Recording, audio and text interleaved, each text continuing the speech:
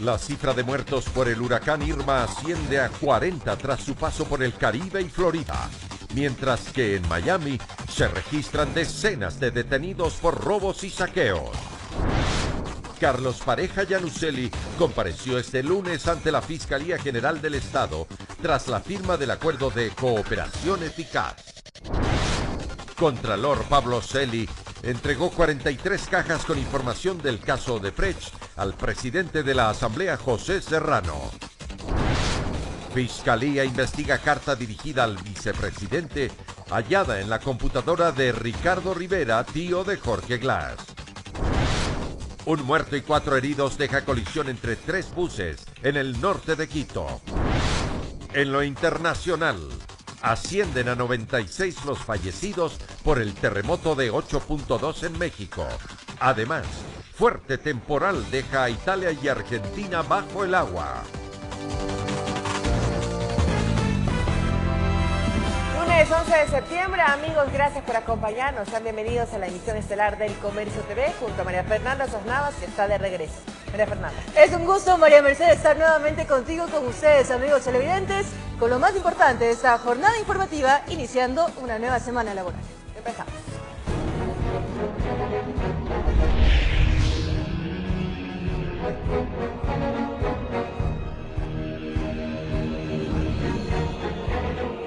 Irma ha dejado a su paso un panorama de destrucción. La península de Florida ha sufrido los estragos del fenómeno y son más de 35 los fallecidos en todo el Caribe y la unidad americana. Ahora en categoría 1, la tormenta amenaza a Georgia y Alabama.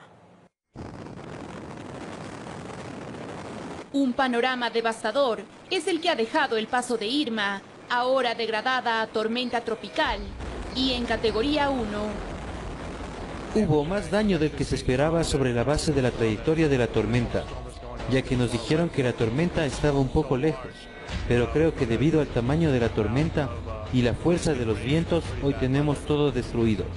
Ambas costas de la Florida fueron golpeadas por oleadas provocadas por el ciclón. 222,000 residentes permanecen en refugios y cerca de 7.2 millones de hogares y negocios están sin electricidad. El histórico fenómeno se dirige a las ciudades de Georgia y Alabama. Las líneas eléctricas en todo el estado están derribadas. Tenemos carreteras que son impasables. Tenemos múltiples desechos. El caos que provocó el temporal generó saqueos en Miami. Según un balance, son 27 las personas detenidas. Hasta el momento se contabilizan más de 35 muertos en todo el Caribe y Estados Unidos. 10 de ellos se registraron en Cuba, esto por el derrumbamiento de sus viviendas, inundaciones o la caída del tendido eléctrico. Y cuando llegó el compañero del orden interior, dijo: aquí hay un pie, y ahí ya empezaron a venir todas las personas que tenían que ver con eso, los bomberos, la brigada de salvamento y rescate, y empezaron a bajar todo el equipamiento que hubo que levantar con gatos.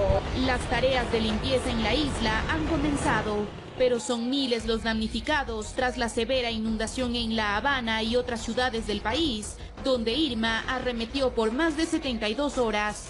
En 49 años que llevo viviendo aquí, primera vez. Siempre ha habido un poco de penetración del mar y eso, pero nunca ha llegado así a este límite, así a este fenómeno. Además, autoridades de la Marina Real de Gran Bretaña llegaron hasta las islas de Gibraltar para reconstruir los territorios británicos afectados por el huracán, ya que el impacto más catastrófico lo recibió el Caribe. Este video, difundido por la NASA, demuestra el comportamiento del fenómeno durante 10 días. Los vientos de más de 250 kilómetros por hora que alcanzó Irma dejaron imágenes impactantes, vías inundadas, fuertes oleajes, islas en ruinas y muerte. Con la realización de Rafael Hermida, informó Carolina Cuenca. Y aunque ahora es tormenta tropical, Irma pasará a la historia como uno de los huracanes más potentes jamás registrado, que a su paso dejó una escala de destrucción y muerte. Durante 3 días, Irma azotó con fuerza de categoría 5, algo nunca antes registrado. Durante su paso por el Caribe, Tuvo vientos sostenidos que alcanzaron los 297 kilómetros por hora. En total, fueron 37 horas de estas increíbles ráfagas que dejaron a más de una isla de ultramar totalmente destruida. En Antigua y Barbuda, el 95% de su infraestructura se redujo a escombros. Tal fue el impacto de este meteoro que obligó a la evacuación más grande jamás registrada en las Bahamas y posiblemente en Estados Unidos, en donde a más de 6 millones de personas se les solicitó abandonar sus hogares. Pero al mismo tiempo que Irma rompía récords, se formaron los huracanes José y Katia, ambos calificados de peligrosos. Incluso José alcanzó categoría 4 al mismo tiempo que Irma y parecía seguir su ruta letal, mientras que Katia golpeó con fuerza a México, degradándose inmediatamente. Muchos expertos resaltan lo particular que resulta esta acumulación de huracanes, algo que definitivamente no es frecuente, pero podría ser un estrago más del llamado calentamiento global. Pero aunque no es un fenómeno habitual, tampoco es algo insólito. Según el Centro Global de Previsión del Clima, esto estaría ocurriendo al menos una vez cada 15 años. Informó Carolina Sante. Junto con Irma se reportaron 2 huracanes más en la zona del Caribe. Katia se degradó a tormenta tropical tras su paso por México, mientras que José se debilita en aguas abiertas y ahora es categoría 3. Con vientos de 56 kilómetros por hora, Katia golpeó Veracruz la noche del viernes, llevando lluvias torrenciales e inundaciones. Aunque ya para el sábado se disipó la tormenta, esta dejó 3 víctimas mortales en el país azteca, golpeado por los fenómenos naturales. Sin embargo, la alerta se mantiene y 77,000 personas esperan recuperar el servicio eléctrico, afectado por el temporal. Mientras tanto, como siguiendo los pasos devastadores de Irma, el huracán José, ahora de categoría 3, azota con vientos de más de 190 kilómetros por hora. Hasta el momento, el meteoro no ha tocado tierra y según prevé el Centro Nacional de Huracanes, esta noche podría frenar su avance por el Caribe en una especie de montaña rusa que detendría su trayecto. Pero esto no resta el efecto que causan las islas de ultramar, que son afectadas por olas de gran tamaño y fuertes ráfagas de viento.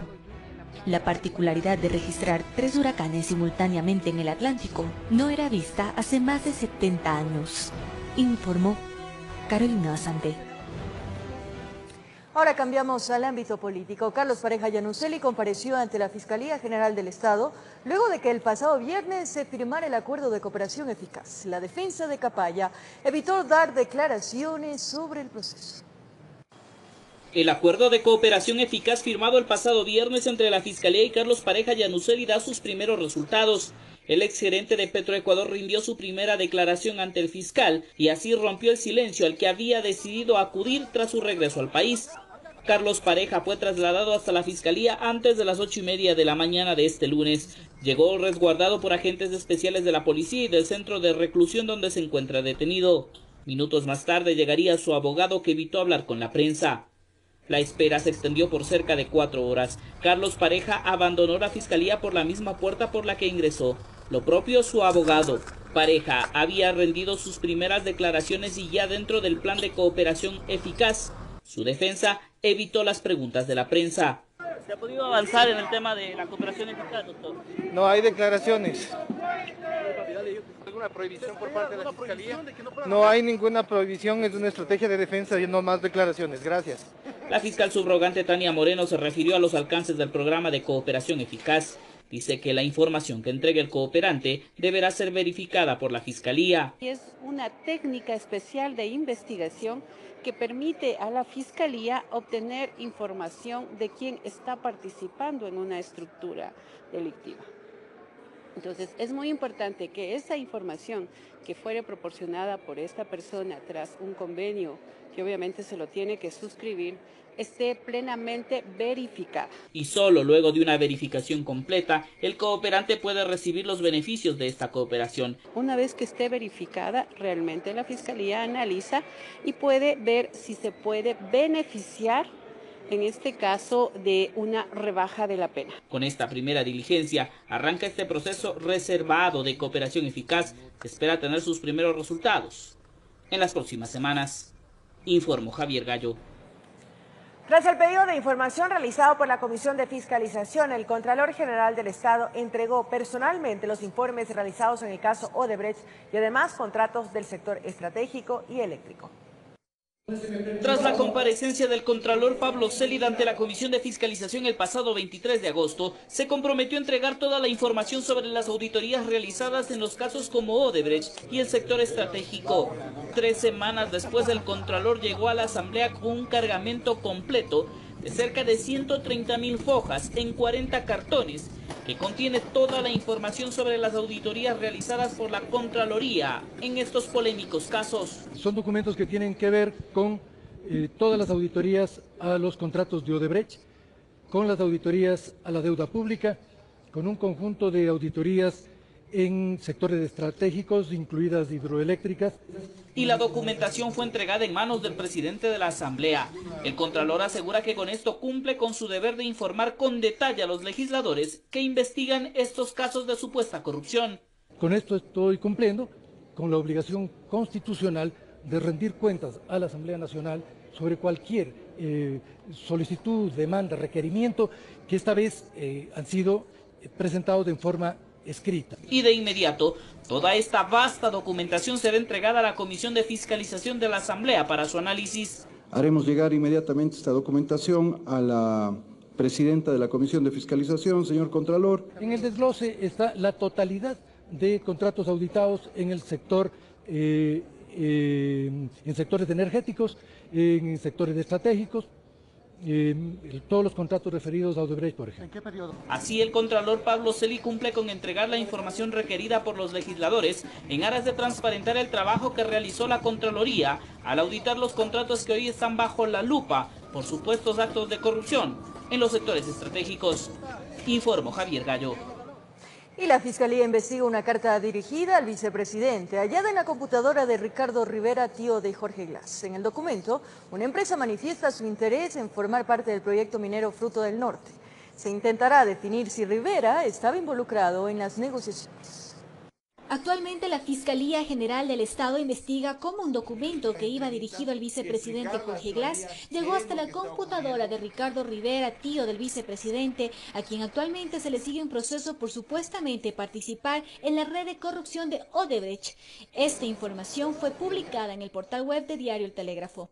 Se trata de una carta dirigida al vicepresidente por parte del consorcio internacional BEA Group, en donde se mostraba su interés por participar en el proyecto minero Fruta del Norte.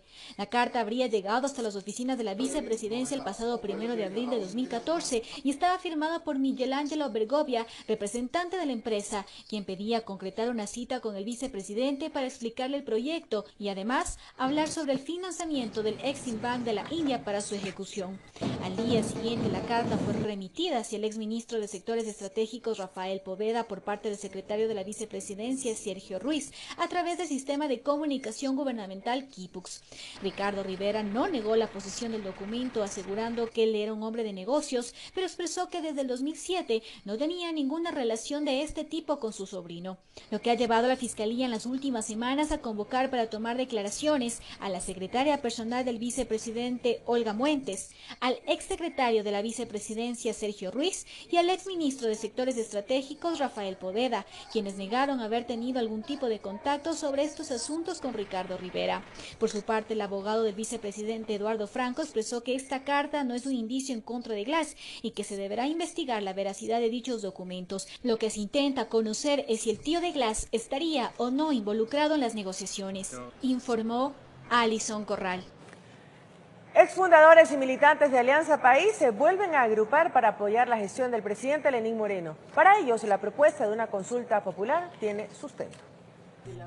Betty Amores y Manuela Gallegos dicen ser unas de las fundadoras del movimiento Patria Altiva y Soberana, hoy conocido como Alianza País. Como ellas, son varios exmilitantes de esa organización que mantienen conversaciones de frente a la coyuntura política que vive el Ecuador. Estamos siendo parte, más bien yo veo, de una gran movilización social que se está gestando en favor de un regreso, un retorno a la institucionalidad democrática del país. Reuniéndonos, y personalmente yo me he expresado tanto en medios últimamente, es justamente para recordar que ese no fue el inicio, que esa no fue la propuesta original y sobre todo que los principios que nos unieron son exactamente lo opuesto en lo que terminó este gobierno. Un gobierno autoritario, caudillista y sobre todo manipulador de conciencias con todo este estado de propaganda. Amores, como ex constituyente, cree necesario fortalecer los organismos de control para erradicar la corrupción. ¿Cómo analizar mecanismos para enfrentar la situación económica que enfrenta el país? La posible consulta popular anunciada por el presidente Lenín Moreno para este nuevo frente político tiene sustento. La consulta popular es un mecanismo constitucional perfectamente válido. Por cierto, sin embargo, no se podría hacer la eliminación, por ejemplo, del Consejo de Participación Ciudadana, según mi modesto criterio, vía una consulta, sino que tendría que ser vía una reforma parcial de la Constitución, que está prevista en la Constitución.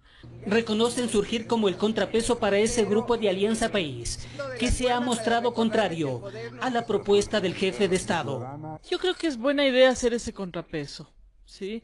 Si me lo pregunta, creo que es bueno hacer un contrapeso, porque estas personas de la Dirección Nacional han salido a decir que el presidente Moreno ha traicionado los postulados de la Revolución Ciudadana y yo creo que eso no es verdad. Bueno, me imagino que sobre todo estas señoras que llegaron después, ya es así con la mesa servida, me imagino que desconocen el origen del proceso, ¿no? Manifiestan que los primeros resultados de esta autoconvocatoria se los conocerá luego del próximo miércoles, cuando mantengan su primera reunión, que esta vez prefieren hacerlo de forma reservada, informó Héctor Romero. Desde la bancada oficialista no se descarta que dentro de la consulta popular se analice la posibilidad del llamado a una asamblea constituyente. Si las preguntas son de carácter constitucional que implican una asamblea constituyente, pues impulsaremos aquello. No tenemos por qué estar cuidando nuestro puestito. Aquí los legisladores iríamos para dar paso a una asamblea constituyente. Tengan la absoluta certeza que Rafael Correa encabezará la lista nacional de Alianza País. El presidente Lenín Moreno mantuvo una reunión con la Confederación de Nacionalidades Indígenas del Ecuador, CONAIE, en el marco del diálogo nacional impulsado por el primer mandatario. Allí se encuentra nuestra compañera Andrea Valareso para contarnos los detalles. Adelante, Andrea, muy buenas noches, te escuchamos. Cuéntanos, ¿algún acuerdo? Efectivamente, amigos televidentes, compañeras en estudio, muy buenas noches. Estamos aquí en la presidencia, en el primer piso, en el Salón Amarillo. Se lleva a cabo la reunión entre el primer mandatario Lenín Moreno y los representantes de la CONAIE, quienes llegaron en horas de la tarde cargados de expectativas para que se dé vía decreto presidencial paso a lo tratado ya en las 4 mesas de trabajo que han mantenido. Pero para darles mayor información les hemos preparado el siguiente informe. Con grandes expectativas llegaron los dirigentes de la CONAIE hasta la presidencia para mantener una reunión con Lenín Moreno.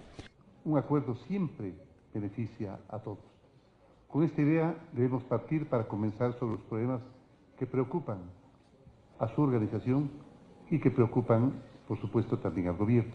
Entre los temas a tratar están la educación bilingüe, manejo de agua, entre otros. Las mesas son 4 mesas las que se ha trabajado. Tiene que ver en esa educación, la creación de la Universidad Intercultural, la restitución de la Rectoría de la Educación Intercultural Bilingüe, la creación en algunos casos institutos pedagógicos y por otro lado también el tema de transporte comunitario, la que tenga que ver también sobre las amnistías. Estos son los puntos la que se va a exponer, se constituya oficialmente mediante un decreto ejecutivo las mesas o la mesa de trabajo con tiempos determinados. Esa es la que esperamos.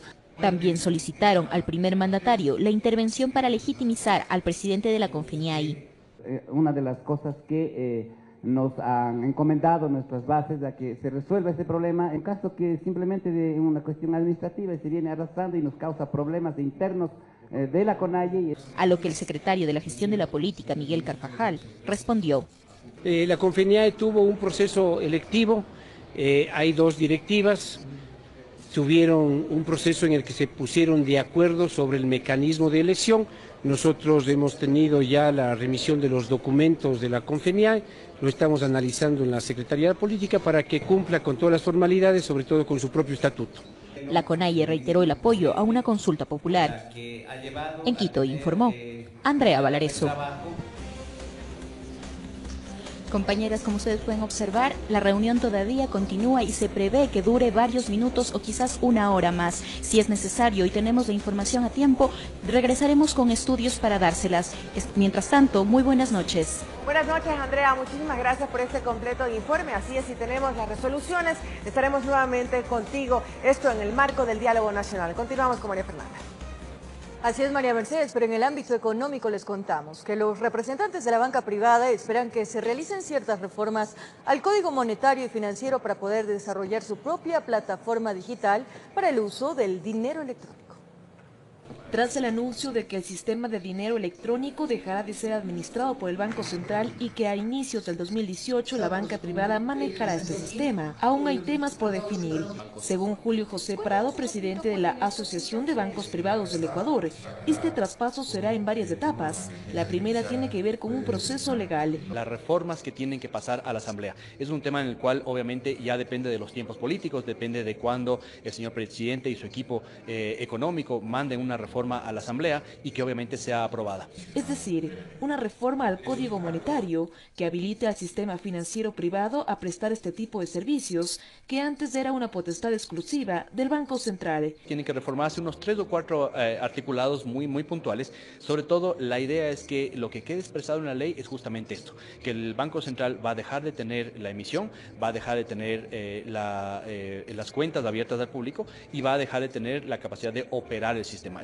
Con esto, la banca privada iniciará con el desarrollo de su propia plataforma para acoger los medios de pago digitales a inicios del próximo año. El dinero electrónico ha entrado en una fase de politización y polarización y por lo tanto hay que trabajar fuertemente en comunicación, en hacer una campaña de educación financiera para que toda la gente confíe en la nueva plataforma que se va a crear. Esto es parte de lo que tenemos que ir trabajando en largo plazo.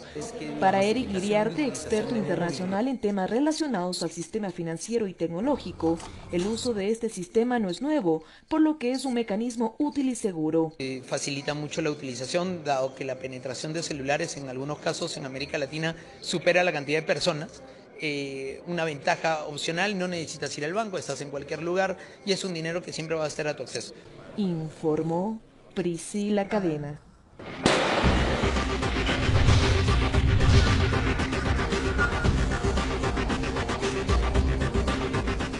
Más de 1 tonelada de clorhidrato de cocaína fue incautada en la parroquia Chanduy, en la provincia de Santa Elena. Se presume que el alcaloide tenía como destino Centroamérica. 9 personas fueron detenidas. Más de 1 tonelada de droga fue incautada en la parroquia Chanduy, en la provincia de Santa Elena. El operativo se realizó la madrugada de este lunes, cuando varias personas pretendían hacer el embarque del alcaloide en una lancha con doble fondo. Al momento de lo que se realizan las operaciones, se puede constatar que efectivamente los ciudadanos que se encontraban realizando la contaminación de esta panga tipo lanchas rápidas, se encontraban haciéndoles un doble fondo en el cual estaban ocultando el alcaloide. Varios allanamientos se realizaron en las parroquias Chanduy y Anconcito. 3 mujeres y 6 varones fueron aprehendidos para las respectivas investigaciones. Se cumplieron varios allanamientos en varios sectores, entre uno de estos la parroquia de Anconcito, de igual manera el allanamiento en lo que fue el sector de Chanduy, donde se logró estos resultados. Se presume que el alcaloide tenía como destino Centroamérica. Tenemos conocimiento en base a las investigaciones, en base a los análisis de los logotipos que se han encontrado, que esta droga estaba predestinada para Centroamérica. Este es uno de los decomisos de droga más grande que la unidad antinarcóticos ha realizado en lo que va del año en la provincia de Santa Elena. Más o menos 1000 paquetes, los cuales han dado resultados positivos para clorhidrato de cocaína. En las próximas horas se darán a conocer más detalles de este operativo. Desde la provincia de Santa Elena, informó Darwin Villao. Seguimos en el Comercio TV. Varios peatones fueron arrollados en el norte de la capital. Una de las víctimas falleció en el lugar del accidente de tránsito.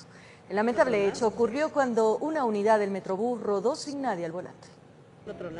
Esperanza Paredes, aún nerviosa, observaba cómo quedaron los 3 buses. No sabe cómo, pero milagrosamente logró esquivar a los pesados automotores y se salvó de morir aplastada. Estuve en esa parte, estuve ahí en el intermedio, entonces fue algo que uno acababa de pasar. Era parte de los peatones que estaban en el lugar cuando este Metrobús empezó a rodar sin control alguno y se fue encima de otros 2 buses de servicio urbano. que circulaban en sentido occidente-oriente. Y este bus vino encima, no sé de dónde se apareció ese bus. Le vino a este bus de acá, le trajo para acá, se remordió, se puede decir, por eso esas puertas abiertas. Y el que le aguanta fue ese bus de adelante. Pero no todos corrieron con la misma suerte. 3 personas fueron alcanzadas y quedaron en medio de los pesados automotores. Todos resultaron con lesiones, pero lamentablemente a un hombre de aproximadamente 37 años de edad, la muerte lo abrazó iniciando la semana. Es algo inesperado porque algo fue en el momento. Según indicaron las autoridades, la unidad Metrobús se encontraba estacionada al costado derecho al inicio de la avenida Colón. Tenía algún daño mecánico, pero por razones que serán establecidas en el proceso investigativo, empezó a rodar y como era pendiente, no hubo quien la detenga hasta que chocó a un bus de servicio urbano y paró su marcha. El bus se precipitó aproximadamente unos 30 a 40 metros. Uno de los heridos fue dado de alta en el sitio del accidente, otro trasladado a una casa de salud, mientras el cadáver llevado hasta medicina legal. Necesitamos hacer las pericias y las investigaciones correspondientes para posterior identificar la causa. Los 3 conductores fueron detenidos y puestos a órdenes de las autoridades competentes para determinar el grado de responsabilidad de cada uno. Estaba con un bloqueo, estaba ubicado en vía y estaba con asistencia mecánica. En el proceso investigativo será clave el testimonio del mecánico, quien supuestamente cuando sintió que el pesado automotor empezó a rodar, saltó y desapareció del sitio. En Quito informó Iván Casamen. En Chimborazo, el alcalde del cantón Penipe murió en un trágico accidente. 2 de sus directores que lo acompañaban también perdieron la vida, mientras un tercero se encuentra hospitalizado con graves heridas. No les dejarán grabar. Todo era conmoción. Familiares y amigos del alcalde de Penipe, Robin Velastegui, no podían creer que había muerto tras volcarse y precipitarse unos 200 metros hacia un barranco. 2 funcionarios municipales más fallecieron. Uno resultó gravemente herido. Supuestamente es un volcamiento, pero no se puede definir en qué se pudo hacer, qué puede ser las causas que ocasionó todo eso. No firmamos todavía exactamente los nombres en sí, pero tenemos por familiares que reconocieron que posiblemente era acá. El accidente sucedió en la vía Riobamba-Penipe. Se presume que regresaban de baños tras mantener una reunión con su alcalde, quien ratifica y se conduele del hecho. Yo me quedo con su sonrisa y me quedo con su alegría y con su talento y con sus locuras.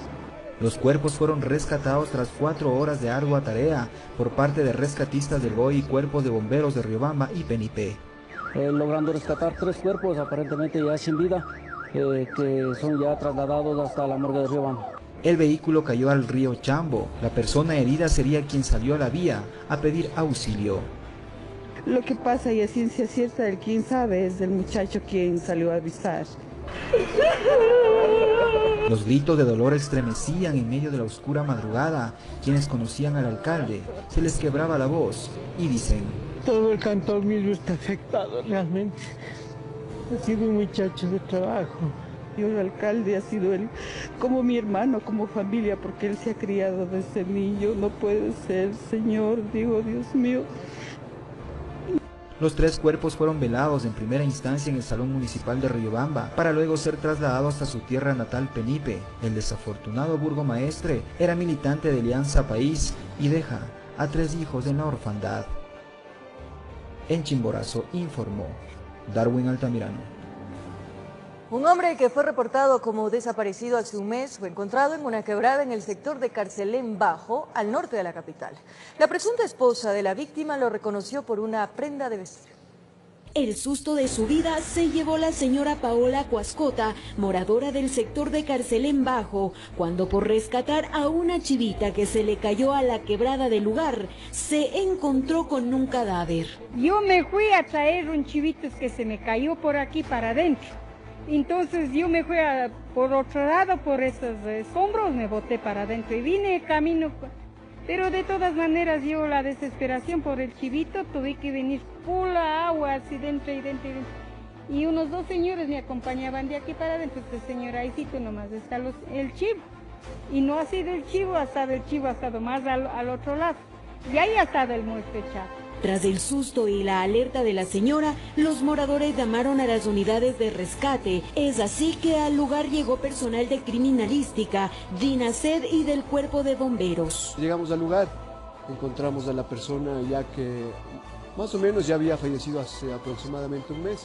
Al parecer, la persona fallecida es de sexo masculino y se encontraba desaparecida hace aproximadamente un mes. Hasta el lugar llegó la supuesta esposa, quien lo reconoció por una prenda de vestir. El hombre deja un hijo en la orfandad. Se encontró ya prácticamente en osamentos del cuerpo. Las autoridades realizarán las investigaciones de ley para determinar las causas del fallecimiento, informó Patricia Aldaz. El accionar de dos presuntos delincuentes fue captado por las cámaras del ECU 911 de Ibarra y se evitó el robo de una vivienda. Los sospechosos fueron detenidos por la policía. Cobijados por la sombra de la madrugada, dos presuntos delincuentes llegaron hasta el sector de Alpachaca, al noroeste de Ibarra. Los sospechosos como que ya sabían el domicilio que tenían que visitar, aprovechando que los ocupantes dormían. La mujer sirve de apoyo para impulsar a su amigo a trepar la pared y burlar el cerramiento. Nos percatamos al momento de la actitud inusual de un ciudadano que se encontraba en la esquina de un domicilio, por lo que se procedió con el respectivo seguimiento. Lo que no sabían los amigos de lo ajeno era que los movimientos estaban seguidos de cerca por uno de los operadores del ECU 911, quien sin perder tiempo coordinó con la unidad policial más cercana y empezó el operativo para lograr detener al hombre araña criollo, quien servía de campanero. El ciudadano comenzó a subirse al otro techo que había aledaño a la vivienda. Uno de los uniformados sorprendió al supuesto invasor, quien no tuvo otra alternativa que bajar despacio, no tenía para dónde correr y fue encontrado en casa ajena, buscando quién sabe qué. Fue un susto grande, pues, de que no sé, ya esté ingresado y ni siquiera me hemos sentido, pues. En esta ocasión, la acción oportuna del operador fue clave para lograr detener a los dos sospechosos, quienes de madrugada, aprovechando que todos dormían, buscaban lo que no les pertenecía. Estos videos que fueron captados por nuestras cámaras fueron puestas a disposición de la Fiscalía con el fin de que se analice como evidencia para el juzgamiento de estas personas que inmediatamente fueron detenidos por las unidades de Policía Nacional. A los amigos que andan buscando lo que no se les ha perdido, tengan cuidado, que en el lugar que menos imaginan hay ojos que los están mirando. En Quito informó Iván Casamen. Varios detenidos y heridos fue el resultado de una riña que se originó en el Centro de Rehabilitación de Varones de Esmeraldas entre internos y guías penitenciarios. Las causas del motín aún se desconocen.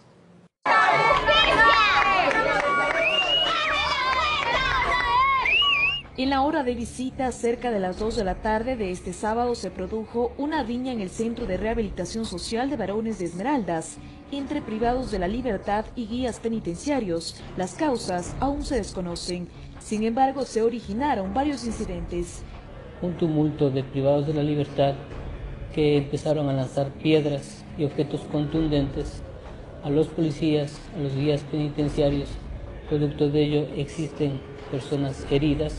Y de igual manera, pues, la Policía Nacional tuvo que hacer el uso progresivo de la fuerza con la utilización de gases lacrimógenos. En el amotinamiento se quemaron varios artículos que se encontraban en las celdas y los familiares fueron evacuados de inmediato.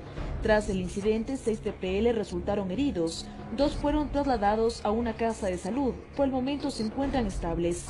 Uno de ellos se encuentra en el Hospital del Sur con una herida cortopunzante a la altura de la espalda.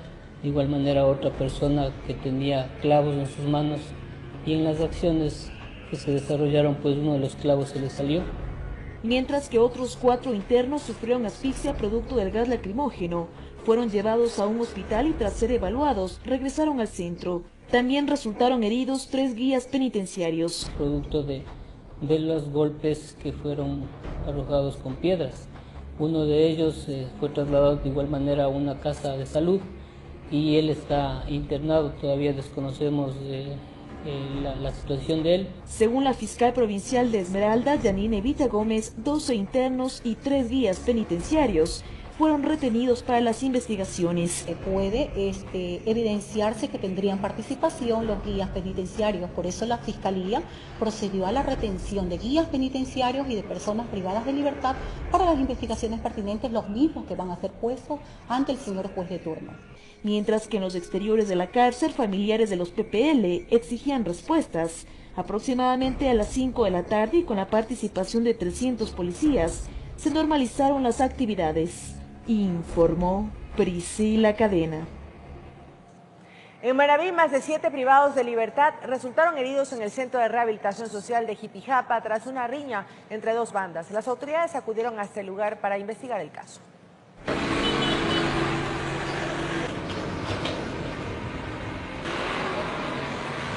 Más de 7 personas privadas de libertad fue el saldo de un intento de amotinamiento en el Centro de Rehabilitación Social de Jipijapa.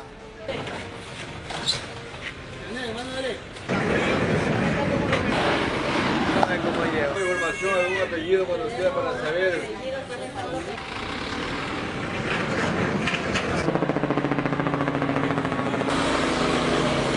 Pude determinar que hay entre 16 personas. Claro. Eso es evidentemente hacinamiento, ¿no? Hasta el hospital de esta ciudad llegaban los privados de libertad heridos. Personas heridas no hay gravedad. Entre 6 y 7 personas que ya han sido trasladados y otras van a ser trasladadas a los hospitales. ¿Cuántos policías han performado? Hay unidades especiales de la policía como antinarcóticos, como el GIR y GOEL. Luego se generó la alerta por el ECU 911 de Puerto Viejo, llegó el aeropolicial hasta el centro de privación de libertad para resguardar la zona.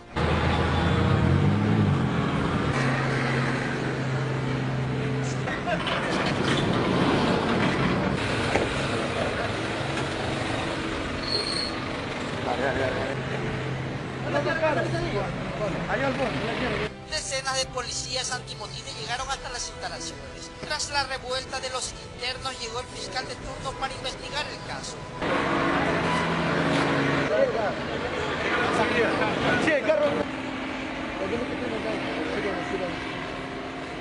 Una requisa a efectos de evidenciar, de encontrar armas cortopunzantes de fuego y sustancias prohibidas. Mientras que en el lugar familiares de los internos vivían momentos de incertidumbre por sus familiares. La policía continúa con las investigaciones, aunque las autoridades descartan que haya fuga de algún interno.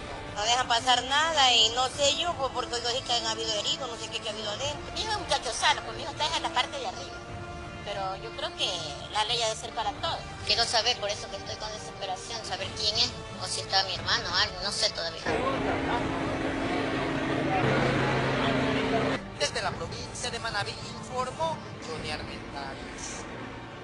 Cambiamos de tema. El fuerte temporal ha causado estragos en el Puyo, provincia de Pastaza. El colapso de un paso elevado y un deslizamiento de tierra provocaron el desabastecimiento de agua en la ciudad, lo que afecta a más de 10.000 personas. Un aguacero que duró un par de horas provocó la creciente del río Puyo, que socavó las bases de una de las torres del paso elevado de un tramo de tubería de la red de distribución de agua, cortando el abastecimiento a varios sectores de la parte este de Puyo, en Pastaza. Esta es una tubería de 250, es en acero, se ha caído y naturalmente aquí se está haciendo un trabajo para poder reponer este puente. De inmediato se movilizaron técnicos, trabajadores y maquinaria para trabajar en su reparación, que es sumamente compleja. Se debe trabajar en el mismo lecho del río. Para evitar nuevos problemas, se prevé construir un paso subfluvial como solución definitiva. Sería un dictamen técnico, tendrá que la empresa municipal de agua potable a través de su dirección técnica tomar las medidas que crea conveniente. En otro sector, un deslizamiento de un talud debido a las mismas lluvias rompió un tramo de la tubería de la línea de aducción del sistema de agua de Río Blanco. Hubo un derrumbe producto de las fuertes lluvias que ocasionó este derrumbe y se dañó la tubería. Son miles las personas afectadas por el forzado racionamiento. En sus viviendas no cae una gota de agua. La situación es sumamente dramática. Lo que pasa es que con el agua es necesario para los niños, necesitamos para lavar los uniformes, para el aseo de los niños.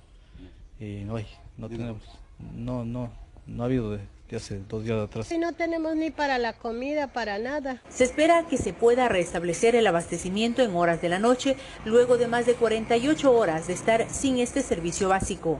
Desde la provincia de Pastaza, informó Carmita Argotti. El incendio en el inmueble en donde funcionaba la unidad educativa María de Nazaret habría sido provocado, según un informe del Cuerpo de Bomberos de Quito. Al ser una estructura patrimonial, será el Cabildo el que se haga cargo de su renovación. El hallazgo de materiales acelerantes, entre otros, en uno de los cuartos que estaba dispuesto para las religiosas que ahí trabajaban, fue uno de los indicios que se encontró para presumir que el incendio que destruyó el 98% de la estructura donde funcionaba la unidad educativa María de Nazaret en el centro de Quito fue provocado. Con profunda tristeza e indignación, el municipio de Quito tiene que informar que este incendio lastimosamente fue provocado. El coronel Ever Arroyo, comandante del Cuerpo de Bomberos, explicó que en principio manejaban dos hipótesis. La primera, que una vela proveniente de la capilla pudo haber ocasionado el incidente. Y la segunda, un cortocircuito. Sin embargo, las dos quedaron descartadas. No se identificó que existan este tipo de eventos. Sin embargo, todos los indicios, todas las pruebas, los vestigios del fuego nos llevaron al lado noroeste. Según el coronel Arroyo, ya hay personas detenidas gracias a testigos. No obstante, no dio mayor información del suceso, pues aseguró que será la instancia pertinente la que se encargue de dar o no responsabilidades. Y lo que corroboró toda nuestra hipótesis fueron versiones emitidas por testigos, donde las mismas me reservo decirlas por cuanto esto ya es judicializado. Al ser un inmueble patrimonial que data de hace 200 años, es el Instituto Metropolitano de Patrimonio el que se hará cargo de la reparación del mismo, con una inversión aproximada de $1 millón. En base a los estudios que hay que empezar también a hacer, tendremos que recuperar alrededor de 600 metros cuadrados de manera integral. Tras el incidente, el secretario de Seguridad aseguró que se tomarán medidas. Que los alrededor de 8.000 bienes patrimoniales vamos a exigir desde la presente fecha a través de un plan, los planes de emergencia y de contingencia. En Quito informó Andrea Urbe.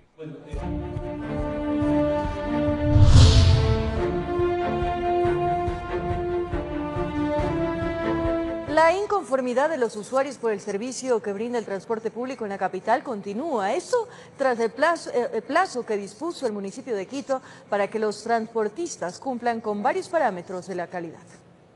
A poco de cumplirse la primera semana del plazo de 30 días para que los transportistas mejoren el servicio que brindan en la capital, aún persiste inconformidad en los usuarios. La falta de respeto a las paradas, competencia entre buses y maltrato son las quejas más comunes. Andan muy llenos, siguen a la misma carrera y no a la competencia de ellos y eso no es bueno. No respetan las paradas, dejan a la gente donde quieren. Las paran cuando quieren, las carreras que siempre van bus y bus. El cumplimiento de la mejora de la calidad del servicio será el requisito para que en el Consejo Metropolitano nuevamente se analice en segundo debate el proyecto de ordenanza que establecerá un incremento de 5 centavos en el pasaje. Sin embargo, para Cristóbal Buendía del Observatorio Ciudadano de Movilidad, la disposición no solucionaría el problema del transporte. Va a ser un plazo que no se lo va a cumplir, en virtud de que las mismas propuestas que se están planteando hoy como supuestos temas a mejorarse, son las mismas que se plantearon en febrero del 2015, cuando se planteó el tema de la entrega de este subsidio por parte del municipio a los transportistas, y de la veeduría que nosotros pudimos realizar confirmamos de que no existió ningún tipo de mejoría, ¿no? Varias alternativas plantea Buendía para que sea óptimo el servicio, que va desde un nuevo modelo de gestión. Y un tema de, por ejemplo, reestructuración de rutas y frecuencias del transporte público en la ciudad de Quito para mejorar las condiciones de cobertura y las condiciones económicas de los propios operadores. El plan del municipio de Quito también contempla la capacitación de conductores y controladores sobre trato al usuario. El pasado fin de semana arrancó el proceso con algunas compañías del sur de la ciudad. Para dar un buen servicio a la ciudad de Quito. Si el Cabildo Capitalino evalúa como favorable el cumplimiento de los transportistas, se incrementará el pasaje. Caso contrario, la ciudadanía continuará pagando 25 centavos. Informó Priscila Cadena. Al volver en lo internacional, Hacienda 96, la cifra de víctimas mortales tras el terremoto de México. Ya regresamos en El Comercio.